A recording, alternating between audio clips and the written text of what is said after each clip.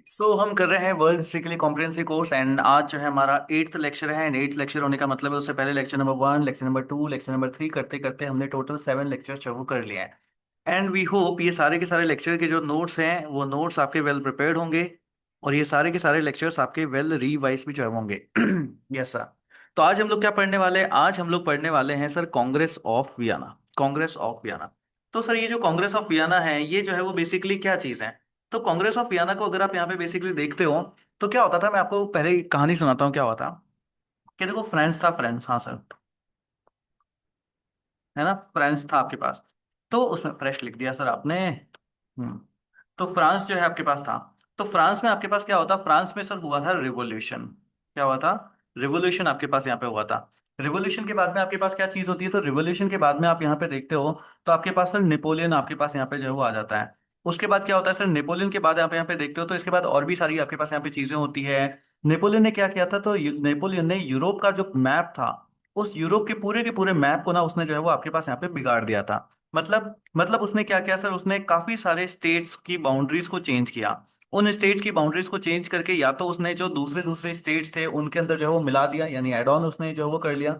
And या फिर उसने क्या किया था, तो उसने वहां से जो है वो न्यू स्टेट्स आपके पास यहाँ पे बना दिए थे, है ना, नए नए स्टेट्स जो है आपके पास यहाँ पे जो है वो बना देता है। ये चीज जो है नेपोलियन आपके पास यहाँ पे जो है वो करता है। अब जब नेपोलियन उसके बाद बैटल ऑफ वाटरलू के अंदर, बैटल ऑफ लिप्जिग के अंदर आपके पास, पहले तो बैटल ऑफ लिप्जिग आपके पास होती है, उसके बाद बैटल ऑफ वाटरलू आपके पास होती है, उसके अंदर वो हार जाता है। और हारने के बाद उसको एग्जाइल में जो है वो भेज देते हैं। जब भेज देते हैं तो उसके बाद जितने भी यूरोप के जो पहले के शासक थे, जो मोनार्किस्ट आपके पास थे, वो सब मिल करके यहाँ पर अपने पास एक सभा बुलाते हैं। और उस सभा को हम लोग बोलते हैं कांग्रेस ऑफ वियना। क्लियर? वो ऑस्ट्रिया, है ना, ऑस्ट्रिया में वियना होता है। मैप्स जिसको भी याद है, तो वो आपके पास वहां पे होती है, तो वहां पे जो इनको बुलाया जाता है उसको बोला जाता है कांग्रेस ऑफ वियना। अब देखो ये कौन है, ये सारे के सारे जो भी इसके अंदर आ रहे हैं वो कौन से हैं? वो सब मोनार्क्स हैं जो पहले आपके पास यहाँ पे थे। तो देखो ये किस तरीके की बात करेंगे, ये यहाँ पे बात करेंगे वापस से यूरोप के मैप को फिर से रिकंस्ट्रक्ट करने की। कि भैया हमको यूरोप का मैप जो है हमको फिर से जो है वो बनाना है वापस। क्लियर? पहली चीज क्लियर हुई कि सर यूरोप का मैप जो है उनको वापस बनाना है, जैसे पहला था वैसे जो है आपके पास वापस बनाना है। प्लस आप यहाँ पे देखोगे तो फ्रांस ने क्या किया था, फ्रांस की वजह से ये सब कुछ हुआ था, क्योंकि फ्रांस के रिवोल्यूशन की आग में ये सारी चीजें हुई थी। फिर प्लस उसके बाद आप यहाँ पे देखते हो तो नेपोलियन की तलवार चलती है। तो नेपोलियन की तलवार की वजह से आपके पास ये सारी चीजें हुई थी कि नेपोलियन की वजह से सारे के सारे स्टेट्स को जो है वो, कई स्टेट्स को उसने हत्या लिया, हत्या करके नए स्टेट्स बना दिए। तो वो सारे मोनार्क्स आते हैं और वो कहते हैं कि भाई हमको जो है वापस अपना यूरोप के मैप को वापस करना है, मतलब हमको हमारी स्टेट्स वापस दे दो। बेसिकली एक वॉर के बाद क्या होता है, यही होता है ना कि भाई जो जीती हुई चीजें हैं वो वापस अपना, आपकी जमीन आप रख लो, हमारी जमीन हम रख लेते हैं, और करके आपके पास यहाँ पे समझौते जो है वो होते हैं। तो वही समझौते आपके पास यहाँ पे भी जो है वो होने थे, तो इसको बेसिकली वियना कांग्रेस बोलते हैं। अब देखो ये सब थे कौन, ये सब थे आपके पास, अरे ये कौन कर रहा है ये स्क्रीन के ऊपर?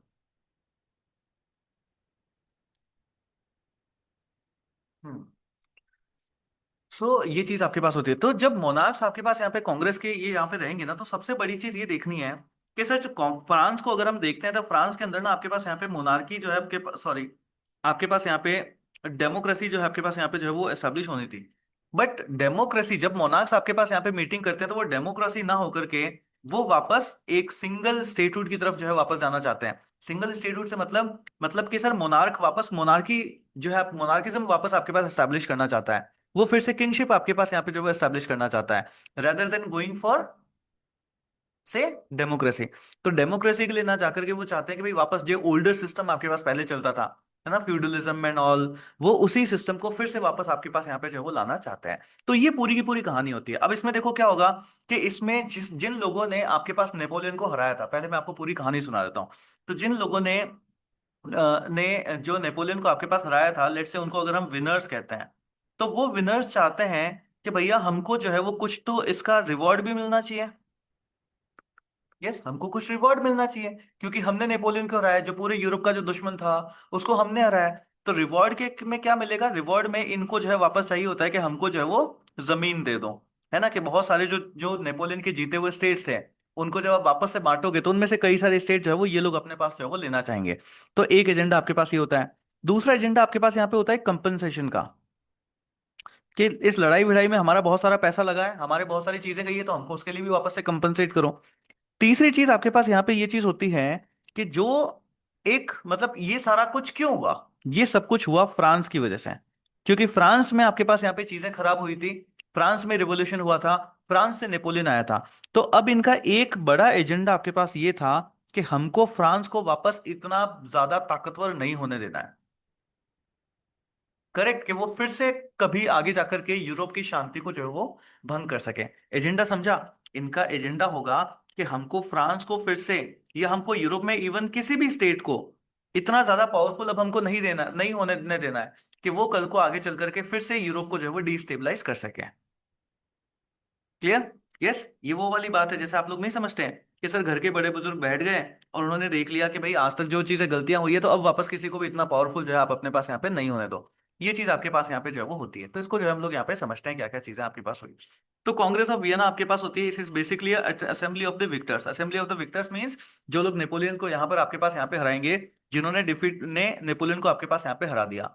अब नेपोलियन को कहाँ कहाँ पे हराते हैं, तो ये चीज आपको याद रखनी है। एक तो आपके पास हुई थी बैटल ऑफ लिप्जिक 1813 में, एक आपके पास होती है बैटल ऑफ वाटरलू जो कि 1815 के अंदर आपके पास यहाँ पे जो है वो होती है। इन दो बैटल्स में आपके पास यहाँ पे हुआ था ये। सबसे पहले आप यहाँ पे देखते हो तो ये कहाँ पे हुआ था, तो ऑस्ट्रियन की कॉपिटी आपके पास, कैपिटल आपके पास वियना में यह चीज आपके पास यहाँ पे होती है। चेयरमैन कौन होते हैं? चेयरमैन आपके पास होता है मेटरनिच। ये मेटरनिच का नाम प्लीज ध्यान रखना है। इसको सिस्टम ऑफ, ये जो कांग्रेस ऑफ वियना है, इसके अंदर जो डिसीजंस लिए जाएंगे, जिस तरीके से सब कुछ बांटा जाएगा, उसको सिस्टम ऑफ मेटरनिच भी बोलते हैं। मेटरनिच सिस्टम बोलते हैं, सिस्टम ऑफ मेटरनिच बोल दो, उसको ये भी बोलते हैं। तो मेटरनिच बहुत इंपॉर्टेंट है, क्योंकि पूरी कांग्रेस उसी के चेयरमैनशिप के अंदर आपके पास यहाँ पे जो है वो हो रही है। And what is the objective? Objective is to restore the map of Europe distributed by the forces of revolution and Napoleonic wars. कि जो यूरोप की वजह से, यूरोप यूरोप का जो मैप जो खराब हो चुका है, जो बिल्कुल डिस्टर्ब हो चुका है, उसको हमको फिर से रीस्टोर करना है। करेक्ट, उसको हमको क्या करना है, उसको हमको फिर से रीस्टोर जो है आपके पास यहाँ पे करना है। ये उसका पर्पस जो है आपके पास यहाँ पे होता है। क्लियर यहां तक सभी को? Yes, is this clear? चलिए, तो आगे समझते हैं। अब देखो कि how did Napoleon change the map of Europe, की नेपोलियन ने यूरोप का मैप जो है आपके पास यहाँ पे किस तरीके से चेंज किया था।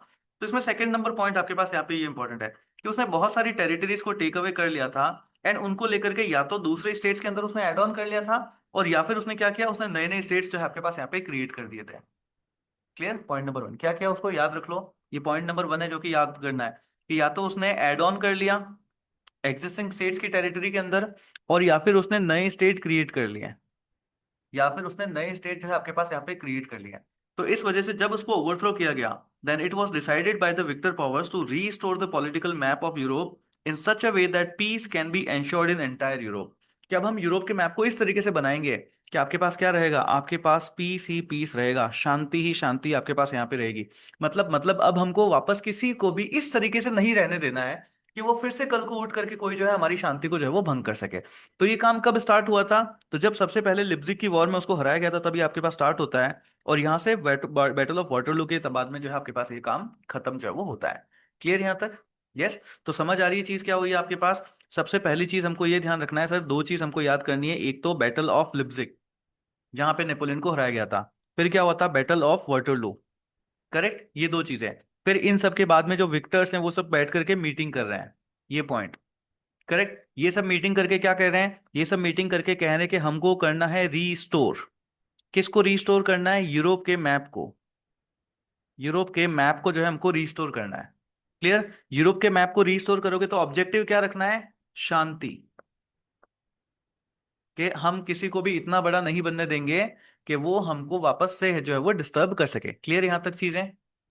यहां तक क्लियर है? यस, यहां तक क्लियर है? करेक्ट। तो अब हम इसमें आगे बढ़े उससे पहले हमको ना थोड़ा सा मैप याद कर लेना है, ताकि हम लोग समझ सकें कि कौन किसको जो है वो किस तरीके से एडअप होगा। तो हमको ना एक बार मैप जरूर याद होना चाहिए। जिन लोगों ने वर्ल्ड हिस्ट्री का, वर्ल्ड ज्योग्राफी का कोर्स कर रखा है, उनको मैप जो है आपके पास यहाँ पे याद होगा। जिन्होंने नहीं कर रखा है उनको जो है यहाँ से आपके पास यहाँ पे समझ में आ जाएगा क्या क्या चीजें आपके पास यहाँ पे हो रखी है। तो बेसिकली देखो हमको किस किस चीजों को जो है यहाँ पे याद करना है, तो थोड़ा सा इसको समझते हैं यहाँ पे। तो अगर मैं इस मैप को यहाँ पे देखूं, तो ये आपके पास क्या हो गया, फ्रांस हो गया यहाँ पे। क्लियर? इसको थोड़ा सा रमन कर देख, बना करके देख लो। ये यहाँ पर आपके पास फ्रांस है, फ्रांस याद करना है आपके पास। करेक्ट। इससे अगर मैं थोड़ा सा इधर की साइड में जाता हूं तो यहाँ पे मेरे को दिखता है ऑस्ट्रिया। क्लियर? ये आपके पास हो गया ऑस्ट्रिया। समझ आ जाएगा? यस, यहाँ पे आपके पास यहाँ पे ऑस्ट्रिया हो गया। This is Italy. ये याद कर लेना है। तो फ्रांस से अगर हम थोड़ा सा इधर की साइड में जाते हैं तो हमको इटली मिल जाता है। करेक्ट। यस। समझ आ जाएगा। ये आपके पास रहा जर्मनी, नीदरलैंड। ये मैप याद कर लो, मैप याद नहीं होगा तो समझ में ही नहीं आएगा अभी कौन किस में कहाँ पे ऐड कर दे रहा है, कौन यहाँ पे किस में ऐड ऐड ऑन हो जा रहा है, ये समझ ही नहीं आएगा। ये आयरलैंड और ये सब कुछ दिखता है, ये सारा कौन सा पोर्शन होता है आपके पास? इस पोर्शन को क्या बोलते हैं? What is this? से व्हाट इज दिस पोर्शन? जिन्होंने भी वर्ल्ड ज्योग्राफी का कोर्स कर रखा है, व्हाट इज दिस पोर्शन?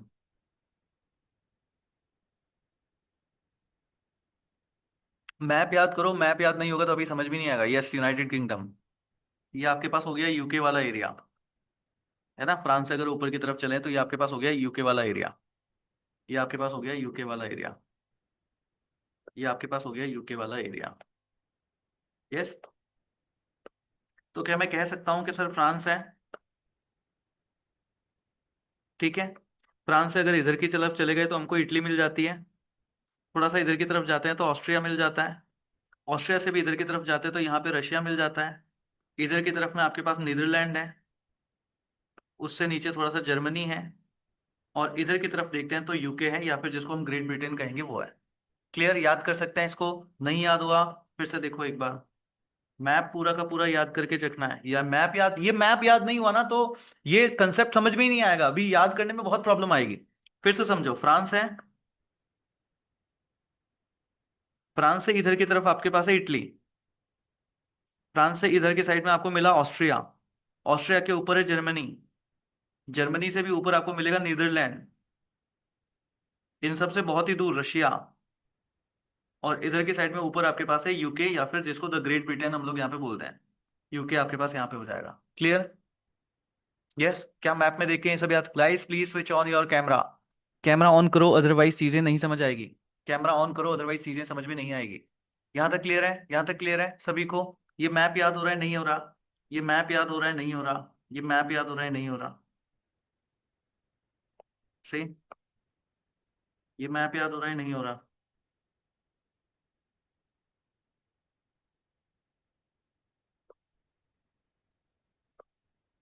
ये मैप याद हो रहा है नहीं हो रहा? अगर मैं यहाँ पे बना दूं फ्रांस, फ्रांस से नीचे एक कंट्री है, इधर की साइड में बी बनाया, सी बनाया, डी बनाया, ई बनाया, और इससे बहुत ही दूर मैंने एफ बना दिया। विच one is Russia? Which one is Russia? Russia कौन सा हो जाएगा? F will become Russia. Good one. Austria कौन सा है? ऑस्ट्रिया कहाँ पे होगा? ऑस्ट्रिया कौन सा होगा? B will be Austria. Correct. Italy कौन सा होगा? Which one will be Italy? Italy. A will become Italy. United Kingdom, UK, UK कौन सा होगा? UK. Yes, E will become UK. Netherlands, Netherland, Netherland. Netherland कौन सा है? Netherland. D will become Netherland. Good one. D जो है Netherlands हो जाएगा। जर्मनी कौन सा हो जाएगा? जर्मनी। जर्मनी। याद रहा ना, इंडियन ज्योग्राफी, वर्ल्ड ज्योग्राफी सब अपन ऐसे ही याद किया था, पूरा मैप हमने ऐसे ही याद किया है। करेक्ट, सारा का सारा मैपिंग प्रैक्टिस हमने ऐसे ही करी है। याद आ रहा है नहीं आ रहा? Good one. गुड वन, ये याद हो गया ना, समझ में आ गया। अब देखो और समझो। अब देखो, ये रशिया दिख रहा है, रशिया। रशिया के जस्ट पास में ये वाला रीजन होता है, इसको प्रुशिया बोलते हैं। प्रुशिया। प्रुशिया। प्रुशिया याद करना है। प्रुशिया। ये नाम याद बद याद कर लो, प्रुशिया। प्रुशिया। यस, प्रुशिया समझ आ रहा है। एक ये याद करो, सेक्सोनॉमी। सेक्सोनी। सेक्सोनी। ये नाम याद करना है। अभी मैं बोलूंगा ना रशिया ये वाला रीजन ले गया, तो समझ में आएगा ना। देखो रशिया यहाँ बैठा है, क्या ये रशिया इस हैनोवर को लेगा? क्या नहीं ना, ये प्रुशिया जो इसके जस्ट पास में, इसी को लेगा। क्लियर? जब नाम, जब मैप याद होगा तभी तो समझ आएगा ये, वरना कहाँ से समझ आएगा? मैप ही याद नहीं होगा तो कहाँ से समझ में आएगा? तो इसको देखो, ये आपके पास है प्रुशिया, ये आपके पास, सॉरी, ये आपके पास हो गया प्रुशिया, और ये आपके पास हो गया रशिया। रशिया के जस्ट में ऊपर this one, this is known as Prussia. इसको याद करना है, प्रुशिया। याद हो गया प्रुशिया वाला रीजन? यस, प्रुशिया वाला रीजन याद हो गया। समझ आ गया? अगेन अगेन फिर से देखो, आपके पास ये फ्रांस यहाँ पर है, फ्रांस से प्रुशिया का डिफरेंस इतना है, और उसके पास में यहाँ पे ये आपके पास यहाँ पे रशिया है। तो रशिया को कौन मिलेगा जब हम वापस से रीडिस्ट्रीब्यूट करेंगे? रशिया को कौन मिलेगा? प्रुशिया आपके पास यहाँ पे मिल जाएगा। क्लियर? ये याद हुआ? अभी देखो, अभी देखना हम लोग, ये फ्रांस है, इधर की साइड में समझना, ये फ्रांस है, फ्रांस के पास में था इटली, इटली के जस्ट पास में हमने ये आइलैंड्स वगैरह इनको हमने पढ़ा था, ये है सर्दिनिया, इस रीजन को बोलते हैं सर्दिनिया। वेरी इंपॉर्टेंट रीजन, बहुत बार अभी देखेंगे हम इसको डिस्कशन में, सर्दिनिया। मैप देख लो ताकि आपको समझ में आ जाए कि कहां पर बात करेंगे हम लोग, सर्दिनिया। क्लियर? इसको बोलेंगे सर्दिनिया। तो प्रुशिया याद हो गया, सर्दिनिया ये याद हो जाना चाहिए, प्रुशिया एंड सर्दिनिया। तो अगर मैं आपसे यहाँ पे पूछ लूं फिर से, अगर हम इस डायग्राम को हटा दें और मैं यहां से बना लूं फ्रांस, यस, फ्रांस के पास देखो नीचे मैंने इटली बनाया था, इटली के बाद इधर मैंने ऑस्ट्रिया बनाया था, ऑस्ट्रिया के बाद जर्मनी, जर्मनी के बाद नीदरलैंड्स, नीदरलैंड के बाद ऊपर की तरफ यूके। ये जो इटली है इसके पास में साइड में यहाँ पे कौन सा रीजन है? सर्दिनिया। क्लियर? ये रीजन हो जाएगा सर्दिनिया। उसके बाद यहां पर कहीं पे मुझे मिलेगा प्रुशिया, और प्रुशिया के पास में इधर जो है वो होगा रशिया। क्लियर? यस। एक्चुअली क्या है इसमें, आईपैड से पढ़ाते टाइम एक बार नीचे देखना पड़ता है, वरना तो आईपैड से पढ़ाना इज वेरी गुड, कितना अच्छा लिखने में और बहुत अच्छा आ रहा है। याद हो गया ये सारा? याद नहीं हुआ? याद हो गया? नहीं हुआ? एक बार फिर से देखो, एक बार फिर से देखो, बहुत सिंपल है। सर आपने लिखा फ्रांस, फ्रांस के बाद ये ए है, ये बी हो गया, ये सी हो गया, डी हो गया, ई हो गया, इधर की साइड में एफ हो गया, फिर दूर दराज में यहाँ पर जो है लेट से एक्स हो गया, और इधर आपके पास यहाँ पे और दूर दराज में जेड हो गया। तो इनमें से रशिया कौन सा है? इनमें से रशिया कौन सा होगा? Yes, Z will become Russia, Z will become Russia. इनमें से प्रूशिया कौन सा है? Which one is Prussia? Prussia कौन सा हो जाएगा? X will become Prussia. Sardinia कहाँ है? Sardinia, Sardinia, Sardinia, B will become Sardinia. Italy, where is Italy? Where is Italy? A is Italy. Germany, Germany कौन सा है? Germany, which one is Germany? Germany कौन सा है? डी जो है वो जर्मनी हो जाएगा। देखा मैप्स कैसे अच्छे से याद हो गए? मैप्स याद हो गए ना? यस। चलो गुड वन। तो आगे देखते हैं वापस। सो देखो, ऑस्ट्रिया याद हो गया, ऑस्ट्रिया के नीचे इटली है, इटली के नीचे यहाँ पे सर्दिनिया आपके पास है। क्लियर? ये सारा हमको यहाँ से देखना था, और कोई नहीं देखना। इस वाले मैप में से कुछ देखना है क्या? नहीं, नीदरलैंड्स हो गया, ये यहाँ पे ऊपर नीदरलैंड्स है, बस सिंपल ये याद रखना है। क्लियर? ये वाला आपके पास यहाँ पे नीदरलैंड्स है। उसके बाद ये जो मैप है ये आपके पास हो गया ग्रेट ब्रिटेन, ये जो पूरा रीजन है इसको हम लोग बोलते हैं ग्रेट ब्रिटेन, ये जो पूरा रीजन है इसको बोलते हैं ग्रेट ब्रिटेन। क्लियर? मैप्स याद हो गए? अब देखो इसमें क्या होगा, अब ना ये सब कुछ याद क्यों करना जरूरी है? ये सब कुछ याद जरूरी है क्योंकि जब मैं अभी आपको बताऊंगा ना कि ये मैप को फिर से रीड्रॉ करना है, तो आपको पता चल गया ना कि सर ये रशिया है। अगर मैं बोल दूं कि रशिया जो है वो सर्दिनिया वाले रीजन को कैप्चर करेगा, तो आप मानोगे क्या? नहीं सर, कैसे? ऑब्वियसली सर्दिनिया इटली के पास में है, सर्दिनिया ऑस्ट्रिया के पास में है, तो अगर ऑस्ट्रिया के हाथ में पावर गई तो ऑस्ट्रिया सर्दिनिया को लेगा। करेक्ट? समझ आएगा ना अब ये? रशिया किसके पास जाएगा? रशिया पुरुषिया रीजन को ले लेगा। करेक्ट? समझ आ गया हमको? क्लियर हो गई चीजें? क्लियर हो गई? यस। तो ये फायदा होता है अगर हम लोग मैप को पहले जो है वो अच्छे से जो है वो याद कर लेते हैं, तो इस तरीके से हमको इसको पढ़ना होता है। अदरवाइज अभी देखो मैं यहाँ पे आपको पढ़ाना स्टार्ट कर दूं सिंपल, कि लो देखो, Austria wanted to become the central, yes, कहाँ पे क्या क्या चीजें हैं, कौन किसको ले रहा है, अभी आपको समझ ही नहीं आएगा, वरना अब आपको पूरा का पूरा ये सब समझ में आएगा। पढ़ना स्टार्ट करें? यस, याद हो गया ये? चलो देखते हैं। सबसे पहले देखता है एजेंडा क्या था। एजेंडा था रीस्ट्रक्चरिंग ऑफ द यूरोप, कि हमको यूरोप को जो है वापस कैसा करना है, रीस्ट्रक्चर जो है आपके पास यहाँ पे जो है वो करना है।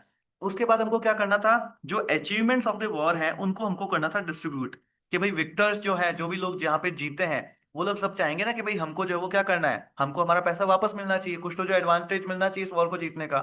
तो इसको फुलफिलमेंट करने के लिए इन्होंने ऑस्ट्रिया, रशिया, ब्रिटेन, इन्होंने कहा कि भाई हमको जो है वो बेनिफिट्स जो है आपके पास यहाँ पे चाहिए।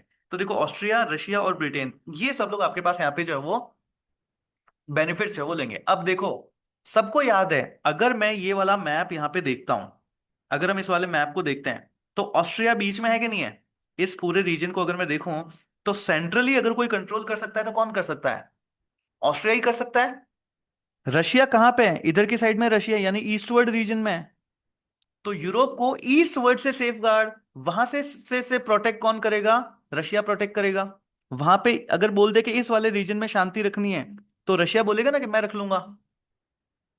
ईस्ट ही हुआ ना, this is east, this is west, this is north, this is south. Clear? तो ईस्ट वाले में क्या बोलेगा? रशिया बोलेगा ईस्टवर्ड मैं संभाल लूंगा। ऑस्ट्रिया बोलेगा ठीक है भैया, सेंट्रली जो है वो हम सब संभाल लेंगे। करेक्ट? ये सारी चीजें आपके पास यहाँ पे होगी। तो देखो आपके पास हम लोग आगे देखते हैं। तो Austria wanted dominance in the central Europe, कि मेरे को जो है सेंट्रल यूरोप के अंदर डोमिनेंस चाहिए। रशिया ने कहा मेरे को ईस्टर्न यूरोप के अंदर डोमिनेंस चाहिए। यस। एंड ब्रिटेन कहता है कि मैं फ्रांस को जो है इकोनॉमिक इंटरेस्ट से प्रोटेक्ट करूंगा। It desire to suppress the France to protect the economic interest. Clear ये पॉइंट? यस। अब देखो आगे हम लोग समझते हैं। बट अब यहां पे देखते हो ना, तो मैंने आपको जो दो पॉइंट्स याद करे ना, सेक्सोनोमी एंड पोलैंड, इनको लेकर के आपके पास यहाँ पे चीजें जो है बिगड़ जाएगी। सेक्सोनोमी and Poland, Saxony and Poland. Saxony देखा था कहां पे था? याद करवाया था मैंने, सेक्सोनी कहां पर है? सेक्सोनी को हमने देखा था इस वाले मैप में। यस। कहाँ गया सेक्सोनी?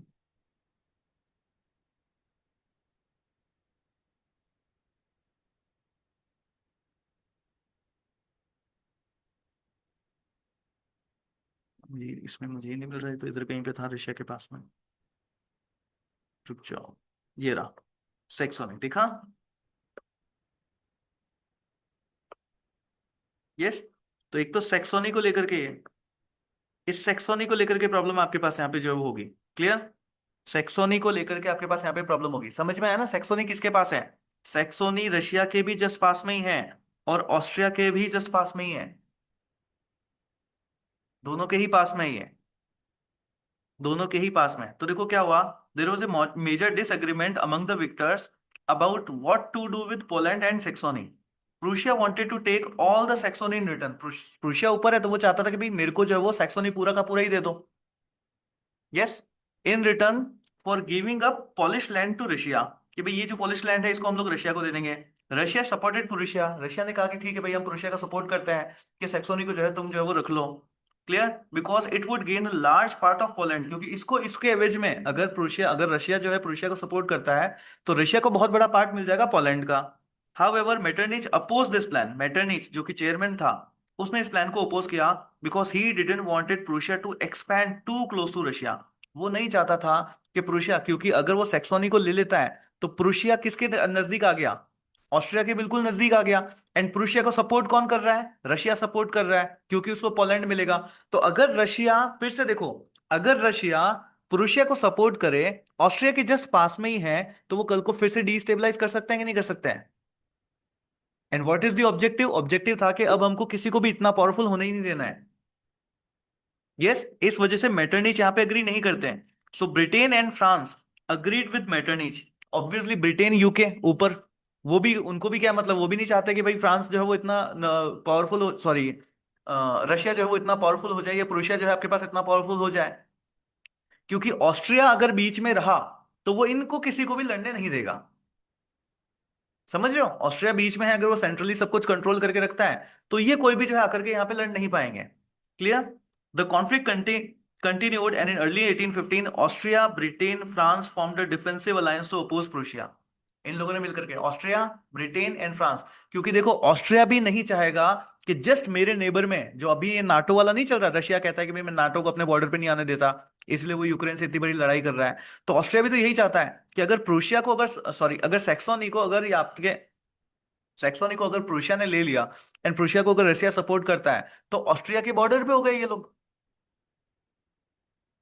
करेक्ट? तो कभी भी फिर से डिस्टेबलाइज किया जा सकता है। तो तीनों लोग मिल करके आपके पास यहाँ पे क्या करेंगे? अलायंस बना लेंगे। कौन कौन? फ्रांस हो गया, फ्रांस के बाद इधर ऑस्ट्रिया हो गया, इधर आपके पास यूके हो गया, ये तीनों हो गए एक।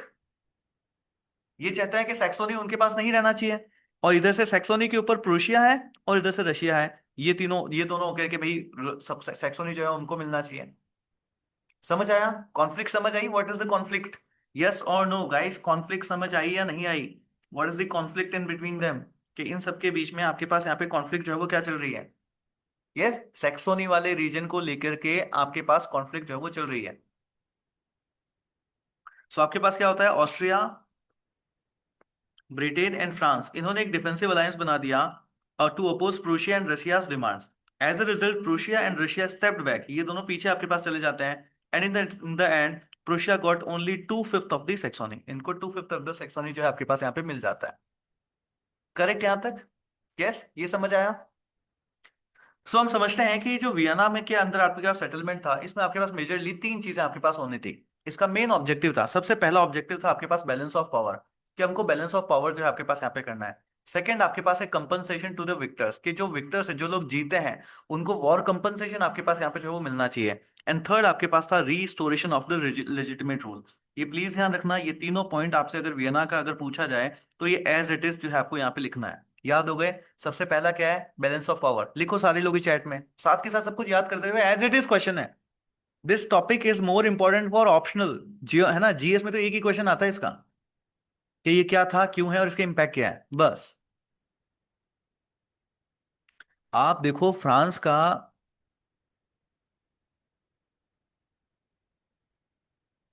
हम्म। सो फर्स्ट पॉइंट है आपके पास यहाँ पे balance of power. Second point है compensation to the victors. Third point है आपके पास restoration of the legitimate rule. First point है balance of the powers, second is compensation to the victors, third is restoration of legitimate rule. ये याद रखना है, ये याद रखना है। क्लियर? ये सारी चीजें आपके पास यहाँ पे, balance of the power, compensation to the victors and restoration of the legitimate rule. अब ये समझते हैं कि ये सब कुछ कैसे होगा। ठीक है, अब ये समझते हैं ये सब कुछ कैसे होगा।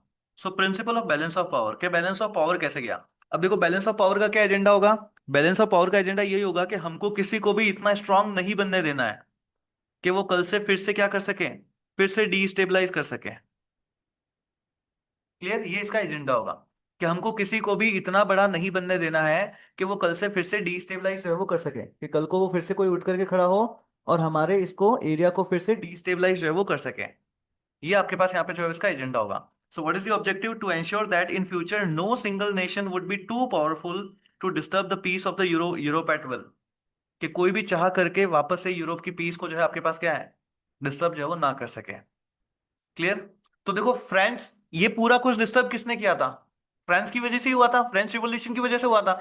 तो फ्रेंच को तो बोला कि जितने तुम हो ना आप बचे कुचे, हम तुमको उतना ही रखेंगे। सो इसको वापस 1791 वाली पोजीशन के अंदर भेज दिया। यस, इसको वापस बोल दिया कि तुम जितने 1791 में थे हम तुमको उतना ही रखेंगे। और इसके आस पास में आपके पास एक रिंग ऑफ पावरफुल स्टेट बना दिया, ताकि चेक्स एंड बैलेंसेस रहे। यस, इधर की तरफ में पूरा पानी है और इधर आपके पास ये पूरे के पूरे पावरफुल स्टेट्स बना देंगे, ताकि इसको चेक्स एंड बैलेंसेस हमें ना हमेशा इसको बैलेंस करके रखें सारी तरफ से इसको। क्लियर? यस। अब देखो कैसे। तो प्रूशिया को हमने बोला था ना सैक्सोनी का टू थर्ड थर्ड पोर्शन मिल गया। So Prussia was strengthened by giving territories on the river Rhine. ध्यान रखना, राइन नदी के किनारे वाला जितना भी रीजन था, वो जो है आपके पास इसको प्रूशिया को दे दिया जाता है। क्लियर? नीचे कौन था? सर्दिनिया, याद है सर्दिनिया? Sardinia region. तो to enlarge the strengthen the kingdom of Sardinia, Savoy and Piedmont were restore and Genoa and Nice were added. इनको जो है वो नीचे वाले जो रीजन थे, यहाँ पे इनको जो है और इसमें ऐड कर दिया गया। यानी सर्दिनिया, सिंपल समझो, सर्दिनिया को भी और भी जो ऊपर के आइलैंड्स वगैरह थे उसमें ऐड कर दिए गए, ताकि वो वहां पे रहेंगे। करेक्ट? यस। अब साइड में याद था, इधर ऑस्ट्रिया था, ऊपर नीदरलैंड था, बीच में जर्मनी था, इन्होंने हाथ मिला लिया। तो Austrian Netherland was joined with Holland to create another powerful entity. इसको हॉलैंड के साथ जोड़ दिया गया। याद है नहीं याद है कौन कहाँ कहाँ पर है? मैप्स याद होना बहुत जरूरी है, तभी ये समझ में आएगा, तभी ये सब कुछ आपको समझ में आएगा। मैप याद होना बहुत ज्यादा जरूरी है। यस। चलो, इनमें से तो सारे रीजन आपने देख ही लिए हैं। हम्म।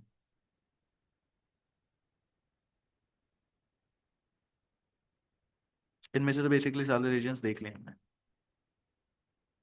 ठीक है ना, तो देख लो ये फ्रांस है ना, फ्रांस में क्या किया इधर से सर्दिनिया को बढ़ा दिया, इसके अंदर रीजन्स ऐड कर दिया आपके पास, यहाँ पे इसको मिटाने दो एक बार।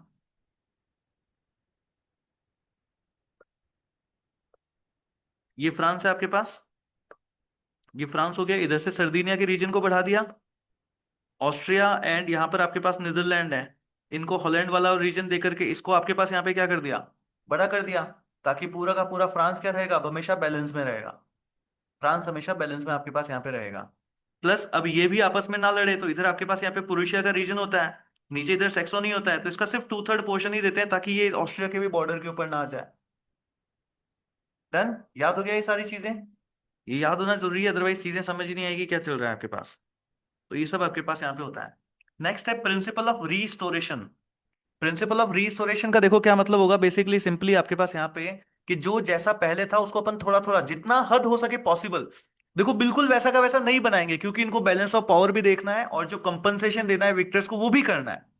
बट जिस हद तक अगर आप रीस्टोर कर सकते हो कि जैसा पहला था हम वापस बना बना दें, वैसा हमको यहाँ पे बनाना है। बट प्लीज ध्यान रखना, प्रिंसिपल ऑफ रीस्टोरेशन में क्या ध्यान रखना है, सबसे पहला चेक्स एंड बैलेंसेस, कि हम लोग पहले तो उस तरीके से बनाएंगे कि फ्रांस को कंट्रोल कर लिया, पहला काम ये कर लिया, दूसरा काम ये करेंगे अभी देखेंगे कि ये लोग विक्टर्स जो है उनको कंपनसेट कर दें, उसके बाद जो कुछ बचेगा उसको रीस्टोर कर देना है, जैसा पहले था वैसा कर देना है।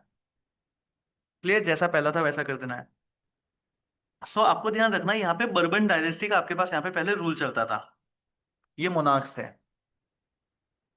ठीक है, पहले आपके पास बर्बन डायनेस्टी का रूल चलता था, तो बेसिकली कांग्रेस ऑफ वियना के थ्रू मोनार्किज्म ही वापस एस्टेब्लिश करी जाएगी। ठीक है, तो the rule of Bourbon dynasty was reestablish in France, Spain and Naples, ये सिसिली, यहाँ पर आपके पास फिर से बर्बन डायनेस्टी को इंस्टॉल कर दिया गया। हॉलैंड के अंदर आप देखते हो तो ये हाउस ऑफ ऑरेंज को याद रखना है, हाउस ऑफ ऑरेंज, ये याद, ये लिखते चलो, ये सारे याद करने हैं। सब कुछ याद नहीं होगा, बट मेन मेन चीज है, क्योंकि अपन को देखो प्रीलिम्स में तो आता नहीं है, जो पूछेंगे मेन मेन पॉइंट्स याद हो जाने चाहिए ताकि आप लिख सको। तो एक तो याद कर देना है कि बर्बन डायनेस्टी को फ्रांस, स्पेन और सिसिली में फिर से इंस्टॉल कर दिया, रीस्टैब्लिश कर दिया। फ्रांस, स्पेन और सिसिली में बर्बन डायनेस्टी को इंस्टॉल कर दिया, फिर से रीएस्टैब्लिश कर दिया। फ्रांस में, स्पेन में एंड सिसिली में बर्बन डायनेस्टी को रीएस्टैब्लिश कर दिया। फ्रांस में, स्पेन में एंड सिसिली में बर्बन डायनेस्टी को फिर से रीएस्टैब्लिश कर दिया। एंड हॉलैंड को कहां पे कर दिया, हॉलैंड में किसको कर दिया, house of orange, house of orange.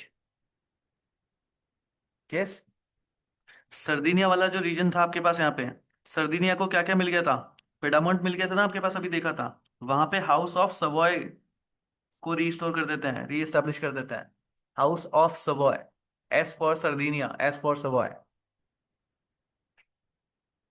Holland, हॉ, ऑरेंज, याद हो जाएगा।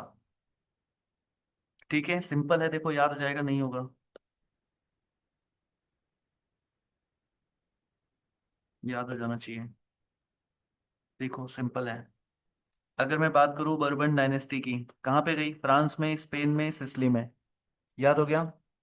ठीक है, उसके बाद अगर मैं बात करूं House of Orange, O for Orange, Holland, याद रख लेना है। ठीक है, फिर हाउस ऑफ सवॉय, सवॉय में ऐसा आता है, तो इसको कहाँ पे डालना है, सर्दिनिया में भी ऐसा आता है, याद हो जाएगा। करेक्ट, ये 4-5 पॉइंट भी लिख दिया ना, बहुत है, 4-5 पॉइंट लिख दिए तो ही बहुत है। इटली वाला रीजन याद है ना, वहां पे बहुत ज्यादा पोप पोप चलता है, तो पोप को फिर से इटली में इंस्टॉल कर दिया। पॉइंट टू पॉइंट याद रखने की जरूरत नहीं है, हमको पॉइंट समझ में आने चाहिए बस कि यहाँ पे ये चीजें हुई है, जैसे देखिए, देखो सिंपल है, मेरे साथ याद करते चलो, जब मेरे को याद हो गया तो आपको भी याद हो जाएगा। यस सर, बहुत ही सीधी सी बात है, हमको देखना है किस किस को रिस्टोर करना है, एक तो बर्बन डायनेस्टी को, बर्बन डायनेस्टी को पहले तो नाम याद हो जाओ क्या क्या होगा, फिर ऑरेंज, हाउस ऑफ ऑरेंज, फिर house of Savoy and pope को।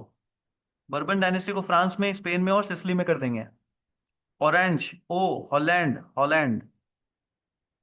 ठीक है, house of Savoy, S for सर्दिनिया, and pope कहाँ पे कर देंगे, इटली में। यस, याद हो जाएगा, याद हो जाएगा, नहीं हो जाएगा, याद होगा कि नहीं होगा, फिर से चलते हैं ब्लैंक स्क्रीन के ऊपर, सब कुछ तुमको क्लास में मुझे ही याद कराना पड़ेगा। चलो, सो अगर मैं ए बोल देता हूं आपके पास बर्बन डायनेस्टी को, बी आपके पास हो गया हाउस ऑफ ऑरेंज। सी आपके पास हो जाता है हाउस ऑफ शवॉय। डी आपके पास हो जाता है पॉप। तो इसमें से इटली में किसको इंस्टॉल किया है? इटली में किसको रिस्टोर किया है, लिखिए जल्दी से। इटली को किस पे रिस्टोर किया है? इटली में पॉप को रिस्टोर कर दिया, good one, good one. France में, स्पेन में, सिसिली में, फ्रांस में, स्पेन में एंड सिसिली में बर्बन डायनेस्टी। यस, फ्रांस में, स्पेन में एंड इटली में। इटली नहीं, France, Spain and Sicily. Correct. House of orange कहाँ पे होगा? हाउस ऑफ ऑरेंज कहाँ पे होगा? बताओ, हाउस ऑफ ऑरेंज कहाँ पे होगा? हॉलैंड। ओ फॉर ऑरेंज, और हॉलैंड में भी ओ आता है। एंड फ्रांस ऑफ सवॉय कहाँ पे होगा?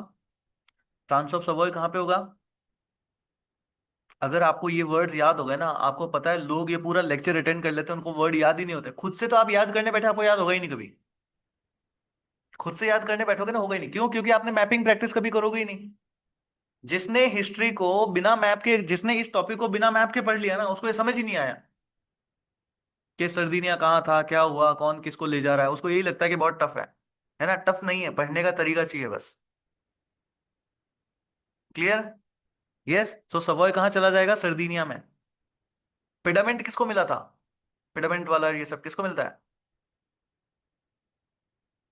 सर्दिनिया। Good one, good one, good one, good one. ठीक है, तो ये पॉइंट याद हो गया। तो देखो, ये याद हो गया, ये याद हो गया, ये याद हो गया, पोप को भी याद हो गया। फिर बाकी सारे देख लो। Swiss confederation was restored. ये आपके पास टेरोल जो है, इसको ऑस्ट्रिया में रीस्टोर किया गया था, इसको याद रख लो एक।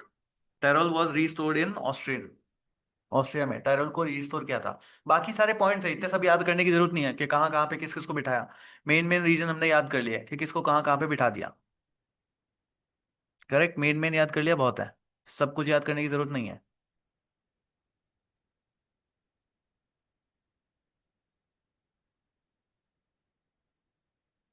डन यहाँ तक? ये क्लियर है? टेरोल याद हो जाएगा। कहाँ पे? ऑस्ट्रिया में। डन। देखो कितनों को याद करना है, सिंपल है, बहुत ही ज्यादा सिंपल है।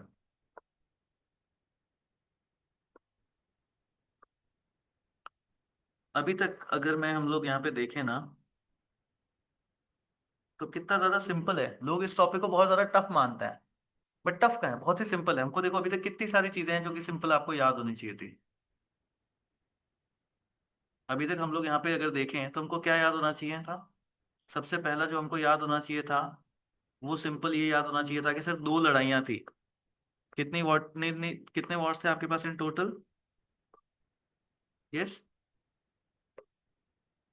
दो लड़ाइयाँ थी। एक थी आपके पास बैटल ऑफ लिप्जिक, एक आपके पास होती है बैटल ऑफ वाटरलू, ये याद रखना है। क्लियर? उसके बाद टेरिटरीज को कैसे कैसे, तो ये कईयों को तो मिला करके बड़ा बना दिया, कईयों में नए स्टेट को बना दिया। ये याद रखना है इस स्लाइड से। ये इन सब के थ्रू हमने मैप्स याद किए। उसके बाद यहाँ पे क्या याद करना है? ये कुछ याद करने वाला है क्या? ये तो समझने वाली बात है, समझ आ गई कि भाई ऑस्ट्रिया को बीच में चाहिएगा। रशिया चाहेगा कि मैं ईस्टवर्ड से कंट्रोल कर लूं, और ब्रिटेन कहेगा कि मैं इकोनॉमी को तोड़ के रखूंगा फ्रांस की, ताकि वो वापस से बड़ा ना हो सके। फिर सेक्सोनी को लेकर के आपके पास यहाँ पे लड़ाई छिड़ती है कि सेक्सोनी को कौन रहेगा। तो अलायंस आपके पास कौन कौन बनाएंगे से? इधर से फ्रांस, यूके और ऑस्ट्रिया, ये तीनों एक हो जाएंगे। और इधर से रशिया बोलेगा, प्रूशिया को सपोर्ट करेगा कि नहीं नहीं, इसको सेक्सोनी दे दो। बट उसके बाद क्या चीज आपके पास यहाँ पे बैठेगी कि भाई सेक्सोनी का two third, two fifth portion है ना, टू फिफ्थ पोर्शन जो आपके पास यहाँ पे जो है वो इनको दे दिया जाता है। किसको? प्रूशियन रीजन को, प्रूशिया को। क्लियर? उसके बाद वियना के अंदर तीन बातें हैं: बैलेंस ऑफ पावर करना है, कंपनसेशन देना है विक्टर्स को, और restoration of the legitimate rule. ये तीन चीजें करनी है, ये मेन एजेंडा होता है। उसके बाद हमने देखा बैलेंस ऑफ पावर कैसे किया। क्लियर? कि फ्रांस को 1791 वाली पोजीशन में डाल दिया आपने वापस। क्लियर? और उसके पास में एक रिंग बना दी पूरी की पूरी फ्री पावरफुल स्टेट्स की। डन। हॉलैंड जो है आपके पास, प्रूशिया को स्ट्रेंथन कर दिया गया राइन रिवर के पास में टेरिटरी देके। ये पॉइंट याद रखना है कि प्रूशिया को राइन रिवर के पास में टेरिटरी दे दी आपके पास यहाँ पे। टू एंड लार्ज, ठीक है, आपके पास सिवॉय पेडामेंट और ये सब किसको दे दिए गए आपके पास? इसमें सर्डिनिया वाले रीजन को दे दिया गया। ऑस्ट्रिया और नीदरलैंड ये लोग ज्वाइन होकर के हॉलैंड को जो वो क्रिएट कर दिया इन्होंने। यस, इनको हॉलैंड के साथ ज्वाइन कर दिया, ये याद रखना है। फिर प्रिंसिपल ऑफ रीस्टोरेशन के वापस से मोनार्की को वापस लाओ। तो मोनार्की को वापस कैसे लेकर के आते हैं कि सर हमको याद रखना है, एक तो बर्बन डायनेस्टी को याद रखना है, फिर हाउस ऑफ ऑरेंज को याद रखना है, फिर हाउस ऑफ सवॉय को याद रखना है, और उसके बाद एक पोप को रूल को याद रखना है, और एक हमको याद रखना है टेरल को। टेरल आपके पास चला जाएगा इटली में, सॉरी ऑस्ट्रिया। पोप आपके पास चला जाएगा इटली में, सवॉय सर्दिनिया में, ऑरेंज है ना, हाउस ऑफ ऑरेंज आपके पास चला जाएगा हॉलैंड में, और जो बर्बन डायनेस्टी है ये आपके पास चला जाएगी फ्रांस में, स्पेन में और सिसिली में। डन। याद होगी सारी की सारी चीजें, सारी की सारी चीजें क्लास में ही याद हो गई। करेक्ट। नेक्स्ट आता है प्रिंसिपल ऑफ कंपनसेशन, कि अब जो लोग पहले से लड़े हैं, जो लोग जीते हैं, उन सबको जो है वो कंपनसेट करो। वो चाहते हैं कि हमको जो है वो कुछ इनाम जो है वो मिलना चाहिए। क्लियर, हमको कुछ इनाम जो है वो मिलना चाहिए। तो कंपनसेशन क्या है? So principle of compensation to the victors was adapted to redistribute the territory of Europe among the victors. कि जो लोग जीते थे, जिन्होंने नेपोलियन को हराया था, ठीक है, उनके अमंग जो है यूरोप की टेरिटरी जो है आपके पास यहाँ पे डिस्ट्रीब्यूट जो है वो करी जाए। In addition to the territorial provisions made under balance of power, after applying compensation principle, the final territorial gains of the nations were given. तो पहले आपके पास सबसे पहले क्या गया था? बैलेंस ऑफ पावर किया गया। यस, उसके बाद कंपनसेशन दिया गया, और उसके बाद जो बचा था वहां पे रिस्टोरेशन जो है आपके पास यहाँ पे जो मतलब उनको जो है वो बाद लास्ट में बचा हुआ क्या कर दिया जाता है आपके पास। अब देखो किस किस को आपके पास यहाँ पे क्या क्या चीजें मिली, इसको समझते हैं। तो Prussia was given all the German territories. Prussia को क्या मिल गया आपके पास? जर्मन। अब ये क्या चल रहा है? ये कंपनसेशन चल रहा है। बैलेंस ऑफ पावर कर दिया, उसके बाद जर्मन टेरिटरी किसको दे दी? प्रूशिया को दे दी। क्लियर, समझ पा रहे हैं कहाँ पे था? सर ये फ्रांस था, फ्रांस के नीचे इधर ऑस्ट्रिया था, यहाँ पे जर्मन था, ऊपर नीदरलैंड था, इधर प्रूशिया था। तो प्रूशिया किसको ले लेगा? जर्मन को ले लेगा, जो पास में था, याद हो जाएगा। अगर मैप याद है तो कुछ याद करने की जरूरत ही नहीं है, इजी इजी से समझ में आ जाएगा सारा। क्लियर। अब देखो, फिर ग्रैंड डची ऑफ वर्सो और फिनलैंड, ये किसको ये जिनको स्वीडन से आपके पास लिया गया था, एंड बसरबिया, ये आपके पास रीजन थे, इनको रशिया को दे दिया गया। अब ये रीजन कौन से हैं? तो ये रशिया के पास वाले रीजन ही है। ठीक है, रशिया के पास वाले रीजन ही है, मैप में ऐसे मिलेंगे नहीं। फिनलैंड को अगर आप देखोगे तो मैप में आपको मिल जाएगा ये। फिनलैंड को अगर आप देखोगे तो ये तो आपको मैप में मिल जाएगा। Austria, प्रूस,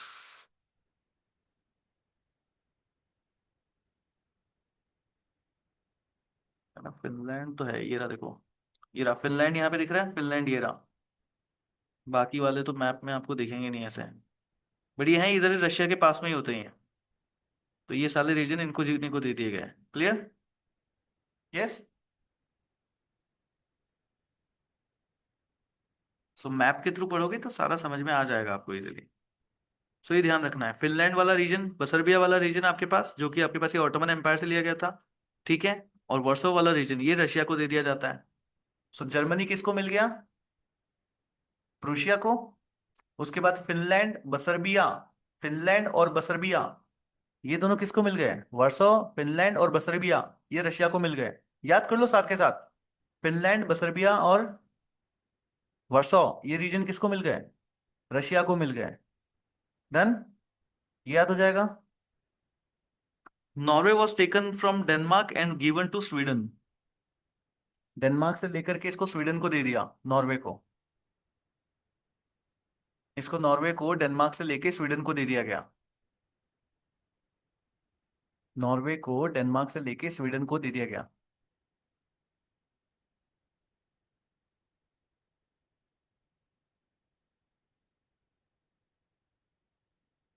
clear. अब देखो क्या होता है। As compensation for Austrian Netherland which was given to Holland, जो ऑस्ट्रियन नीदरलैंड था जो कि हॉलैंड को दिया गया था, लैम्बार्डी एंड ये Venetia was given to Austria. Austria also get the Illyrian provinces along with eastern coast of the Atlantic. Austria control over the German। अब देखो इतना सब याद रख सको तो ठीक है, बाकी कोई पूछने वाला नहीं है। आपको कंपनसेशन में थोड़ा बहुत रीजन जो है वो इतना बता दोगे बहुत है। करेक्ट। बाकी आप लोग चाहो तो इन पॉइंट्स को आराम से याद कर सकते हो बैठ करके। ब्रिटेन को जो माल्टा वाला रीजन है वो मिल जाता है, ये जरूर याद कर लेना। ब्रिटेन को माल्टा वाला रीजन मिल जाता है, ये जरूर याद कर लेना। और केप ऑफ गुड होप की कॉलोनी पूरी की पूरी, केप ऑफ गुड होप की कॉलोनी पूरी की पूरी। क्लियर हो जाएंगे याद। प्रूशिया को जर्मनी मिल गया, फिनलैंड हो गया, वार्सो हो गया, बस बसरबिया का जो रीजन है ये रशिया को मिल गया। ठीक है, नॉर्वे को डेनमार्क से लेके स्वीडन को दे दिया।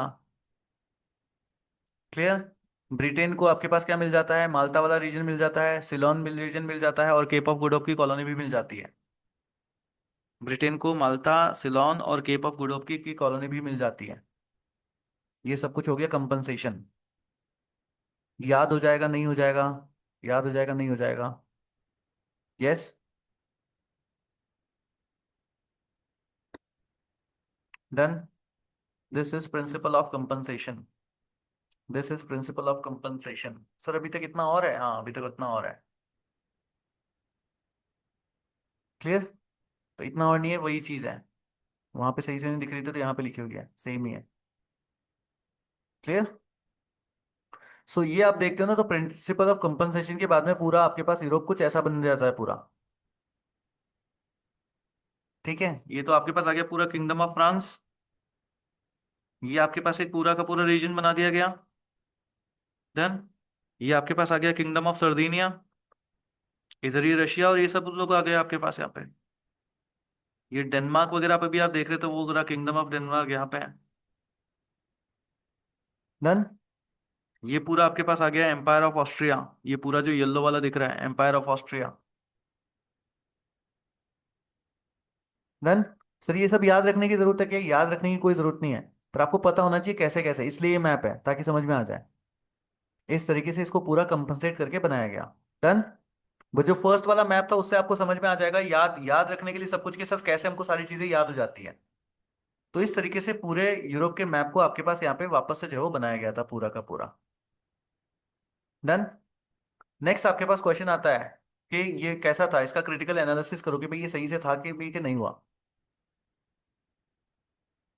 तो इसमें क्या होता है ना, बहुत सारी चीजें आपके पास यहाँ पे होती है, देखो। सब कुछ क्या किया गया था कि भाई हमको किसी को भी इतना स्ट्रांग नहीं होने देना है कि वो फिर से डीस्टेबलाइज कर सके, यही पर्पस था। तो इन्होंने क्या किया था कि फ्रांस के साथ पूरा चेक्स एंड बैलेंसेस रखा, कि फ्रांस कहीं बड़ा ना हो जाए। बट वो कहते ना कि अगर आपको किसी को बड़ा नहीं होने देना है तो ऑब्वियसली इसके सामने तो फिर ये इसके ऊपर ही ध्यान देते गए। धीरे धीरे कोई दूसरा बहुत बड़ा हो गया, इसके ऊपर किसी ने ध्यान ही नहीं दिया। तो जो पहले फ्रांस था वो अब आपके पास कौन बन गया, ऑस्ट्रिया यहाँ पे जो है आपके पास यहाँ पे बन गया। ठीक है। तो धीरे धीरे आप यहाँ पे देखते हो, तो Austria replace France as the main power in the continental Europe. Austria ने जो है वो फ्रांस को रिप्लेस कर दिया। Yes, as the main power in the continental Europe. ये चीज आपके पास यहाँ पे जो है वो हुई। अब देखो ये लोग जो मोनार्क्स थे ना, ये मोनार्क सेकंड इंपैक्ट है ना, इसका सेकंड इंपैक्ट समझना, सेकंड इंपैक्ट क्या था। ये मोनार्क ना स्टेबिलिटी चाहते थे। अब स्टेबिलिटी देखो या तो लड़ाई करके आती है, जैसे आजकल डोनाल्ड ट्रंप कहते हैं ना, है ना, कि पहले मैं लड़ूंगा, उसके बाद पीस जो है वो वॉर के थ्रू ही आती है। अभी कहा था ना उन्होंने, पीस जो है वो वॉर के थ्रू ही आती है। तो या तो लड़ करके ले लो, और दूसरा तरीका होता है कंपनसेट करके या कॉम्प्रोमाइजेस के थ्रू ले लो। कॉम्प्रोमाइजेस के थ्रू ले लो, है ना, कि भाई आप लड़ने पहुंचेगा, अच्छा ठीक है सर, ठीक है सर, नहीं करेंगे नहीं करेंगे सर, कॉम्प्रोमाइज कर लिया। तो ये लोग लड़ना नहीं चाहते थे, तो इन्होंने स्टेबिलिटी के लिए कॉम्प्रोमाइज का रास्ता आपके पास उठाते हैं कि भाई कॉम्प्रोमाइज कर लो। तो ये चीज होती है, the goal of the victors were to bring the peace in Europe and to end constant wars. ये जो बार बार लड़ाइयां चल रही है इनको क्या करना है, खत्म करना है। इसलिए इन्होंने एक पॉलिसी ऑफ कॉम्प्रोमाइज अपनाते हैं, प्लीज ध्यान रखना। ये सेकंड पॉइंट है जो आपको क्रिटिसाइज्म में लिखना है। इन्होंने एक पॉलिसी ऑफ कॉम्प्रोमाइज अपनाई, कि हमको क्या करना है, हमको कॉम्प्रोमाइज करते चलना है। हमको कॉम्प्रोमाइज करते चलना है, तो ये फ्रांस के साथ बहुत बड़े बड़े कॉम्प्रोमाइजेस करते हैं। फ्रांस के साथ इस पॉलिसी ऑफ कॉम्प्रोमाइज में बहुत बड़े बड़े कॉम्प्रोमाइजेस होंगे। तो देखो अगर देखा जाए, तो लड़ाई के बाद में जब फ्रांस नेपोलियन हार गया, तो फ्रांस के साथ तो बड़ा ही बेकार सा इनको ट्रीटमेंट करना चाहिए था। बट इन्होंने ऐसा नहीं किया, क्यों, क्योंकि ये नहीं चाहते थे, ये चाहते थे शांति हो जाए भैया। अभी हम किसी को बहुत ज्यादा तंग करें और कल को फिर से कोई नेपोलियन सेकंड थर्ड उठ करके आ जाए तो दिक्कत होगी। तो ये लोग जो है ये चीज नहीं चाहते थे। सो इन्होंने क्या किया, इन्होंने पॉलिसी ऑफ कॉम्प्रोमाइज अपनाई, and France was not treated harshly. France was not treated harshly. Clear. Clear. तो नेपोलियन से पहले वाला जितना भी बॉर्डर था वैसे वाला बॉर्डर इन्होंने वापस से रिस्टोर कर दिया कि तुम जैसे थे अब तुम वापस वैसे हो जाओ, हमें कोई दिक्कत नहीं है। थोड़े बहुत वॉर कंपनसेशंस वगैरह लगाए गए, ठीक है, बट फ्रांस ने उसको भी फिर पे ऑफ कर दिया कि चलो ठीक है सर मैं पे कर देता हूँ। यस। सो आपके पास दो ट्रीटी होती है, पहली फर्स्ट ट्रीटी आपके पास होती है first peace treaty. France didn't have to pay any pay war compensation, France को वॉर कंपनसेशन आपके पास यहाँ पे देना ही नहीं था। और रिटर्न स्टोलन आर्टवर्क्स के कुछ तरीके का आपका वापस, देखो इसमें बेसिकली क्या होगा मैं आपको बताता हूँ।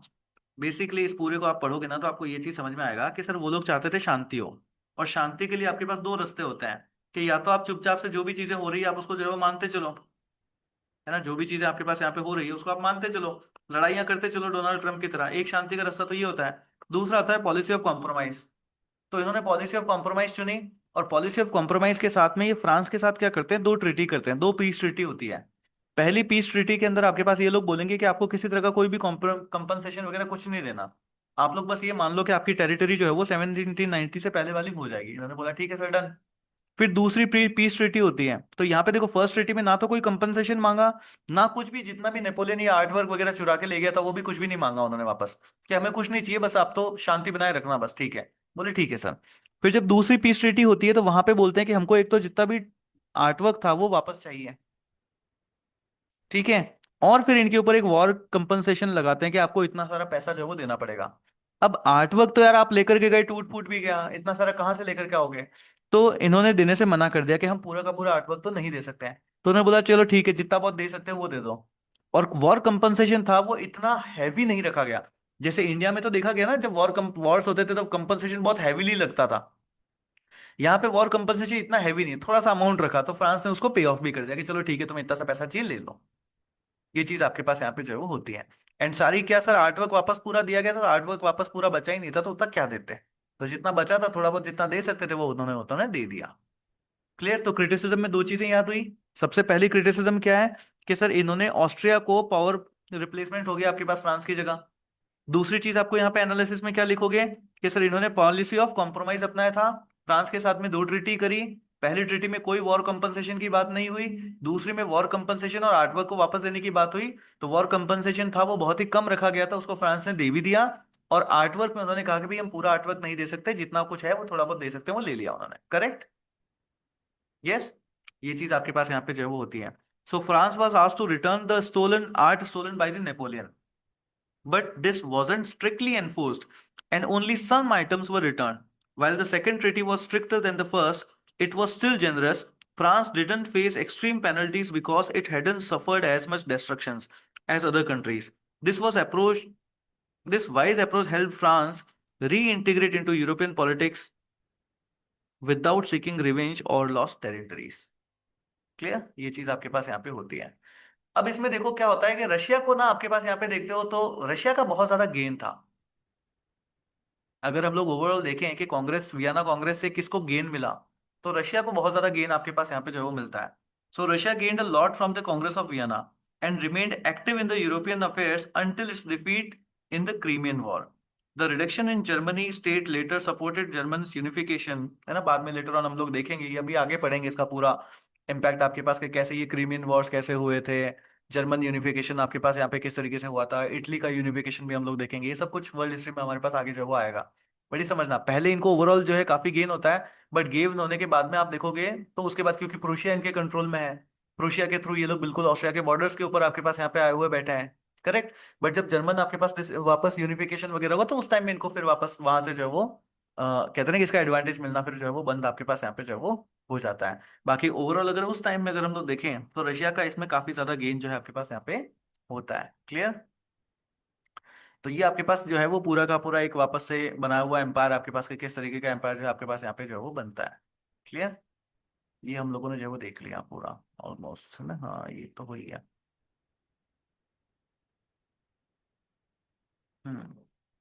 ठीक है, इसमें से तो कुछ खास देखने जितना है नहीं। तो यहाँ से अगर आप देखते हो तो आपके पास क्वेश्चन आते हैं, यस सर आपके पास क्वेश्चन आते हैं। जीएस 2014 में आपके पास क्वेश्चन था, what were the aims and the outcomes of the Congress of Vienna. बता सकते हैं aims and outcomes. How far did it succeed in restoring the old empire order in the Europe. हमने अभी तक जितना पढ़ा है उन सब को अगर आप सही तरीके से लिखते हो तो ये इस क्वेश्चन का आंसर जो है आपके पास यहाँ पे हो जाता है। तो जीएस पेपर में आपके पास यहाँ पे आंसर क्वेश्चन आता है। उसके बाद आप देखते हो तो मेंस ऑप्शनल के पेपर में आपके पास इसके से बहुत सारे क्वेश्चंस आपको देखने को जो मिलते हैं।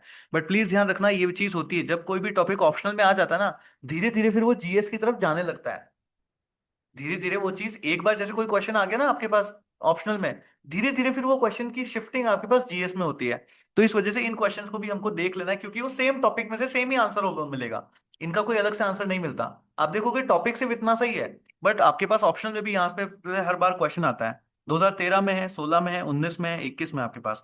2016 में 13 में आपके पास क्या क्वेश्चन था, Vienna settlement was primarily a defensive agreement. अब डिफेंसिव अग्रीमेंट क्यों बोलेंगे? यस, क्योंकि पॉलिसी ऑफ कॉम्प्रोमाइजेस इन्होंने अपनी है, क्योंकि इनको शांति बनाए रखनी है। लड़ाई करने के लिए नहीं कर रहे, ये शांति बनाए रखने के लिए कर रहे हैं। ऑब्जेक्टिव आप देखोगे ना, तो रीस्टोरेशन ऑफ पीस है ये। तो जब कोई इंसान पीस नहीं, शांति चाहिए, शांति चाहिए, तो डिफेंसिव में होता है। इस तरीके से हम बोलेंगे इसको। So it was primarily a defensive agreement against the spirit of the revolution. इसके ऊपर कमेंट करके आपको लिखना है। सेकेंड 2016 में आप देखते हो the Vienna Congress ignore the national and liberal demands of the people critically examine. अब देखो नेशनल लिबरल डिमांड्स वगैरह क्या थी। जब भी आप इसका आंसर करने बैठोगे ना, तो आपको ध्यान रखना है फ्रेंच रिवॉल्यूशन के अंदर लोगों ने क्या डिमांड करी थी। फ्रेटर्निटी, लिबर्टी, इक्वालिटी, ये सब डिमांड किया था उन्होंने। यस। अब देखो यहाँ पे ऐसा क्यों कहा गया है, समझो कि सर अगर ये क्वेश्चन अगर पूछ ले तो यहाँ पे ऐसा क्यों कहा गया है कि it ignored the national and liberal demands. तो लिबरल डिमांड्स क्या थी कि सर हमको लिबर्टी चाहिए, इक्वालिटी चाहिए, फ्रीडम चाहिए, ये सब कुछ चाहिए, है ना। लिबर्टी, इक्वालिटी एंड फ्रेटर्निटी, यही तो थी ना फ्रेंच रिवॉल्यूशन की डिमांड्स। करेक्ट। जब ये डिमांड्स को जब माना गया ना, तब आपके पास क्या हुआ था, डेमोक्रेसी का एस्टेब्लिशमेंट आपके पास यहाँ पे होता है। यस।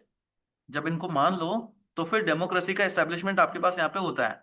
बट अगर हम लोग वियना कांग्रेस को देखते हैं, तो इन्होंने आपके पास क्या किया है, इन्होंने डेमोक्रेसी को एस्टेब्लिश किया क्या?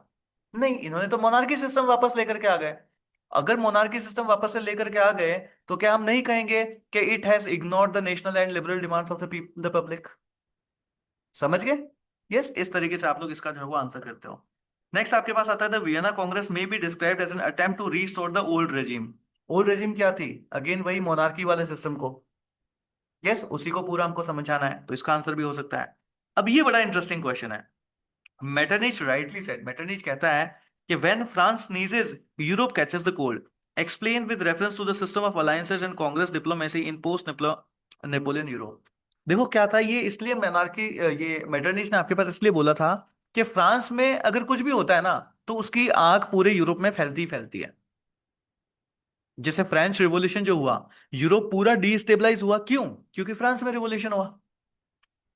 यस, नेपोलियन ही था जो बाहर आ गया, आया, उसने पूरे यूरोप को डिस्टेबलाइज किया, वहां के टेरिटरीज आपके पास यहाँ पे हत्या आई। तो ये सारी चीजें करके हम लोग इसका जो है वो आंसर करते हैं। तो मेटरनिच कहता है कि भाई अगर फ्रांस में अगर किसी को छींक भी आ जाए, तो पूरा यूरोप को जो वो आपके पास क्या है, उसको जो है वो जुकाम आपके पास यहाँ पे हो जाता है। इसका आंसर जो है हम लोग यहाँ पे जो है वो प्रिपेयर करके देखेंगे, करके करेंगे। क्लियर? अभी देखते हैं इसका क्या क्या आंसर। तो समझे इस टॉपिक से, टॉपिक इतना सही है, बस क्वेश्चन कितने तरीके के बनाए जा सकते हैं, बस हमको उसको लेकर के क्या है लिखना जो है आपके पास यहाँ पे आना चाहिए। नेक्स्ट आपके पास आता है what are the defects of the settlements by Congress in Vienna, कि क्या क्या डिफेक्ट्स जो है आपके पास यहाँ पे जो वो थे। तो डिफेक्ट्स में जो फर्स्ट से पहला आपके पास यहाँ पे आता है destruction of the liberal and progressive ideas. मतलब सर फ्रेंच रिवॉल्यूशन आपके पास यहाँ पे चल रहा था, लोग बिल्कुल भड़के हुए आपके पास थे, लोगों को लिबर्टी चाहिए थी, फ्रेटर्निटी चाहिए थी, लोगों को इक्वालिटी चाहिए थी। बट उन्होंने क्या किया, उन्होंने इस पूरे आइडिया को इग्नोर करके ये जितनी भी आग जली थी, ये जितना रिवॉल्यूशन होकर के जितनी प्रोग्रेस पॉलिटिकली आपके पास यहाँ पे हुई थी, उस पूरी को इन्होंने डिस्ट्रैक्ट कर दिया। यस। नेक्स्ट आपके पास होता है मार्च against the change. March against the change means पहले जो मोनार्की सिस्टम आपके पास चलता था, जो फ्यूडलिज्म सिस्टम आपके पास चलता था, जो चर्च वाला सिस्टम आपके पास चलता था, ये पूरा का पूरा सिस्टम यहां से डेमोक्रेसी की तरफ आपके पास जा रहा था। बट जो वियना कांग्रेस थी, ये यहां से उल्टी नहीं चल गई कि इस चेंज के जो चेंज ये हो रहा था, इसकी जगह इन्होंने क्या किया, ये उल्टी दिशा में दौड़ गए, फिर से मोनार्की जी की तरफ आपके पास चले गए। So they march against the change. और दूसरा, they against the aspirations of the masses, कि लोगों को क्या चाहिए था, लोगों को चाहिए था लिबर्टी, लोगों को चाहिए था फ्रेटर्निटी, लोगों को चाहिए था इक्वालिटी। बट इन्होंने क्या कहा, बोला ना ये सब नहीं देंगे, हम क्या देंगे, हम तुमको देंगे फिर से मोनार्की। यस। तो जब भी आपसे क्रिटिसिज्म पूछी जाए आप यस भी लिख सकते हो। और आपको पता है ये जितने भी पॉइंट्स मैंने यहाँ पे आपके सामने लिखे हैं ना, इन सारे पॉइंट्स के आगे कमेंट लिख दो बस। यहां से क्वेश्चन बनाओ और आगे लिख दो कमेंट्स। ये बन गया एक यूपीएससी का क्वेश्चन। इसके आगे लिख दो कमेंट। ये बन गया यूपीएससी का क्वेश्चन। इसके आगे भी लिख दो कमेंट। ये बन गया यूपीएससी का क्वेश्चन। बन गया नहीं बन गया? बन गया। ऐसे आपके पास यहाँ पे यूपीएससी में क्वेश्चन जो है वो बनाए जाते हैं। तो यहाँ पे मैंने सारी चीजें लिखी है कि सर इन्होंने डिस्ट्रक्शन ऑफ लिबरल आइडियाज कैसे किया। यस। तो भाई जो विक्टर पावर्स थे इन्होंने कहा कि rights, freedom, independence of all the Nations ये सब हम लोग देंगे ही नहीं, हमको इनकी बातें करनी ही नहीं है। हमको तो क्या करना है, हमको फिर से मोनार्किज्म की तरफ जो है आपके पास यहाँ पे जो है वो चले जाना है। तो इस तरीके से उन्होंने लिबरल एंड प्रोग्रेसिव आइडियाज थे, उन सबका क्या किया, उन सबका जो है उन्होंने सर गला ही जो है आपके पास यहाँ पे घोंट दिया। So the leaders of the Vienna Congress had tried to wipe out the ideas of the age of the enlightenment popularized by the success of the French Revolution of 1789, because these ideas were completely against the interest of the old order. Yes, क्योंकि वो उनके क्या है, उनके पूरा ही against जो है आपके पास यहाँ पे मोनार्की के तो बिल्कुल अगेंस्ट में ही है। और ये लोग मोनार्की एस्टेब्लिश जो है आपके पास यहाँ पे करना चाहते थे। Correct. So they were determined to prevent another European war, कि हमको फिर से कोई भी यूरोपियन वॉर जो है आपके पास यहाँ पे जो है वो चाहिए नहीं। And that is why they were more interested in maintaining balance of power and did not averse to sacrifice nationalist aspirations of people at the altar of European peace. Because of these reasons, Congress of Vienna neglected nationalist aspirations of Poland, Belgium, and Norway to Denmark. इन सबको जो है इन्होंने क्या किया, neglect कर दिया। तो आपसे क्वेश्चन पूछा जाए तो इस तरीके से उसका पूरा का पूरा आंसर जो है वो कर सकते हो कि सर शांति के चक्कर में इन्होंने क्या किया, कि नहीं हमको तो शांति चाहिए, बेसिकली इन्होंने फिर से मोनार्की जो है आपके पास यहाँ पे एस्टैब्लिश कर दी। ये मार्च अगेंस्ट चेंज आपके पास यहाँ पे किसने किस तरीके से किया, तो वही वाली बात है कि सर लोगों को क्या चाहिए था, लोगों को चाहिए था लिबर्टी, लोगों को चाहिए था इक्वालिटी, लोगों को चाहिए था फ्रेटर्निटी। बट इन्होंने कहा कि नहीं नहीं नहीं, हमको जो है वो पीस चाहिए, हमको किसी तरह का कोई भी वॉर जो है वो नहीं चाहिए। इसलिए लोग उल्टी दिशा में जो है आपके पास यहाँ पे दौड़ जाते हैं वापस। करेक्ट, ये भी आपके पास यहाँ पे पूरा लिखा हुआ है। And Vienna Congress and old age, अगर हम लोग यहाँ पे देखें and end of old age, तो ये देखो आपके पास यहाँ पे क्या चीज है कि भाई जो डिफीट ऑफ नेपोलियन आपके पास हुआ था और उसके थ्रू पूरा का पूरा जो चेंज हुआ था उसको पूरे के पूरे इन्होंने जो है आपके पास यहाँ पे खत्म कर दिया। और यहां से फिर यूरोप में आप देखोगे ना, तो फिर से नया चेंज आपके पास यहाँ पे आता है और उसके थ्रू हम लोग वापस कल का लेक्चर जो है वो फिर से आगे देखते हैं कि वो आपके पास किस तरीके से जो है वो चलता है। करेक्ट। बट इससे भी पहले हमारे पास, अरे यार वो इसमें है ही नहीं, चलो कोई नहीं, मैं एक सेकंड ना वापस इसको बंद करके स्लाइड्स में मैंने एक क्वेश्चन ऐड कर रखा है, हम उस क्वेश्चन को देखेंगे। Yes, just give me second. तो ये हमने डिस्कस किया यहां तक है। अब इसके बाद एक क्वेश्चन है, इसका मैंने आंसर कर रखा है, उस क्वेश्चन को भी जो है हम लोग यहाँ पे डिस्कस कर लेते हैं। Just give me a second, वो स्लाइड्स में है हमारे।